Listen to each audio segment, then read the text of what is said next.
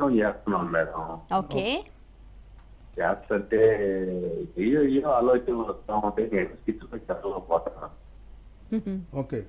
ఇప్పుడు ఇంకా ఏ ఆలోచనలు వస్తుంటాయి సార్, ఎంతో ప్రయత్నం చేస్తున్నాను. ఎంత టైం కూర్చుంటున్నారు? ఒక గంట. గంట. మీ వయసు ఎంత? 52. తణుక? 52 సంవత్సరాలు సార్. మీరు ఉండేది ఎక్కడ? తణుక అంటున్నా. మా సత్తనపల్లి తాలూకు, గుంటూరు జిల్లా సత్తనపల్లి తాలూకు, నంది. గుంటూరు జిల్లా. ఓకే.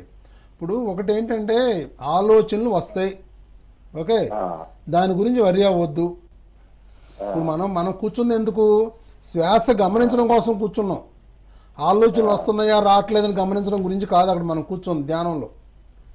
శ్వాస గమనిస్తున్నానా లేదా? మళ్ళీ శ్వాస ఆలోచన వచ్చింది, దాన్ని కట్ చేసి శ్వాస గమనించండి. ఆలోచన రాకూడదని ఎందుకు అనుకుంటారు?